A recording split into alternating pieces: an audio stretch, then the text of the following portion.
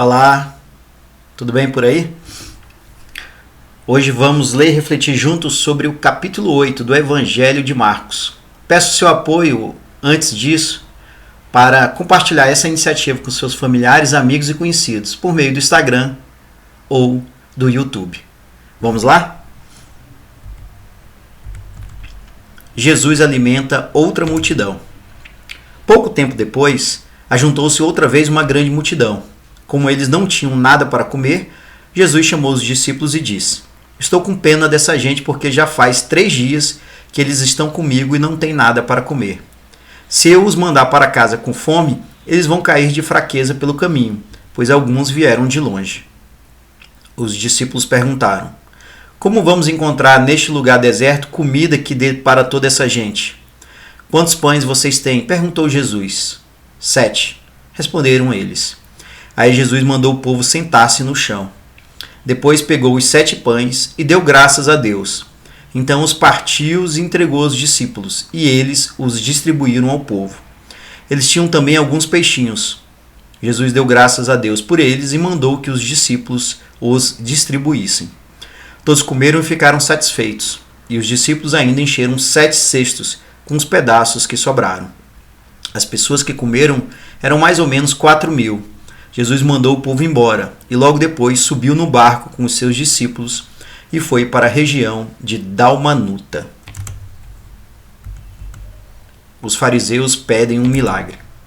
Alguns fariseus chegaram e começaram a falar com Jesus. Eles queriam conseguir alguma prova contra ele, por isso pediram que ele fizesse um milagre para mostrar que o seu poder vinha mesmo de Deus. Jesus deu um grande suspiro e disse: Por que as pessoas de hoje pedem um milagre? Eu afirmo a vocês que isto é verdade. Nenhum milagre será feito para estas pessoas. Então Jesus foi embora. Ele subiu no barco e voltou para o lado leste do lago. O fermento dos fariseus e o fermento de Herodes. Os discípulos haviam esquecido de levar pão e só tinham um pão no barco. Jesus chamou a atenção deles, dizendo: Fiquem alertas e tomem cuidado com o fermento dos fariseus e com o fermento de Herodes. Aí, os discípulos começaram a dizer uns aos outros: Ele está dizendo isso porque não temos pão. Jesus ouviu o que eles estavam dizendo e perguntou: Por que vocês estão discutindo por não terem pão? Vocês não sabem e não entendem o que eu disse? Por que são tão duros para entender as coisas? Vocês têm olhos e não enxergam? Têm ouvidos e não escutam? Não lembram dos 5 pães que eu parti para 5.000 pessoas? Quantos cestos cheios de pedaços vocês recolheram? Eles responderam: 12. Jesus perguntou outra vez: E quando eu parti os 7 pães para 4.000 pessoas, quantos cestos cheios de pedaços vocês recolheram? Eles responderam: 7. Então Jesus perguntou: Será que vocês ainda não entendem? Jesus e o cego de Betsaida. Depois, Jesus e os discípulos chegaram ao povoado de Betsaida. Algumas pessoas trouxeram um cego e pediram a Jesus que tocasse nele. Ele pegou o cego pela mão e o levou para fora do povoado. Então cuspiu, passou a saliva nos olhos do homem, pôs a mão sobre ele e perguntou: Você está vendo alguma coisa? O homem olhou e disse: Vejo pessoas. Elas parecem árvores, mas estão andando. Jesus pôs outra vez as mãos sobre os olhos dele. Dessa vez o cego olhou firme e ficou curado.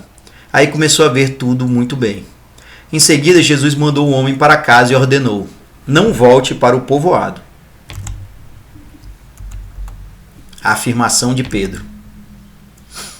Depois, Jesus e os seus discípulos foram para os povoados que ficam perto de Cesareia de Filipe. No caminho, ele lhes perguntou: Quem o povo diz que eu sou? Os discípulos responderam: Alguns dizem que o Senhor é João Batista, outros que é Elias e outros que é um dos profetas. E vocês, quem vocês dizem que eu sou? Perguntou Jesus. O Senhor é o Messias, respondeu Pedro. Então Jesus proibiu os discípulos de contarem isso a qualquer pessoa. Jesus fala da sua morte e da sua ressurreição. Jesus começou a ensinar os discípulos, dizendo: O Filho do Homem terá de sofrer muito. Ele será rejeitado pelos líderes judeus, pelos chefes dos sacerdotes e pelos mestres da lei. Será morto e em 3 dias ressuscitará.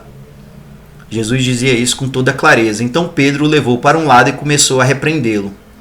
Jesus virou-se, olhou para os discípulos e repreendeu Pedro, dizendo: Saia da minha frente, Satanás. Você está pensando como um ser humano pensa e não como Deus pensa. Aí Jesus chamou a multidão e os discípulos e disse: Se alguém quer ser meu seguidor, que esqueça os seus próprios interesses, esteja pronto para morrer como eu vou morrer e me acompanhe. Pois quem põe os seus próprios interesses em primeiro lugar nunca terá a vida verdadeira. Mas quem esquece a si mesmo por minha causa e por causa do Evangelho, terá a vida verdadeira. O que adianta alguém ganhar o mundo inteiro, mas perder a vida verdadeira? Pois não há nada que poderá pagar para ter de volta essa vida. Portanto, se nesta época de incredulidade e maldade alguém tiver vergonha de mim e dos meus ensinamentos, então o Filho do Homem, quando vier na glória do seu Pai com os santos anjos, também terá vergonha dessa pessoa. Esse foi mais um capítulo da Bíblia Sagrada. E nós estamos já no capítulo 8 do Evangelho de Marcos. É um capítulo bem interessante que, além de uma nova multiplicação de pães e peixes para alimentar outra multidão, a cura de um cego e da afirmação de Pedro de que Jesus é o Messias, também Jesus, de forma muito explícita, fala da sua morte e da sua ressurreição. Ele fala isso para que os discípulos escutem e, quando acontecer, creiam que, de fato, Jesus é o Filho de Deus. Jesus compartilha, dá mostras de sua natureza divina para todos, para os discípulos em especial. E é claro que naquele momento talvez tudo fosse muito difícil de acreditar. Mas Jesus, por todas as suas ações, palavras e milagres, ele realmente provava ser o Filho do Deus Altíssimo. Era isso, pessoal. Eu queria pedir para vocês deixar nos comentários sua opinião sobre esse capítulo. Qual parte foi mais interessante para vocês? Um forte abraço, vamos adiante e até mais.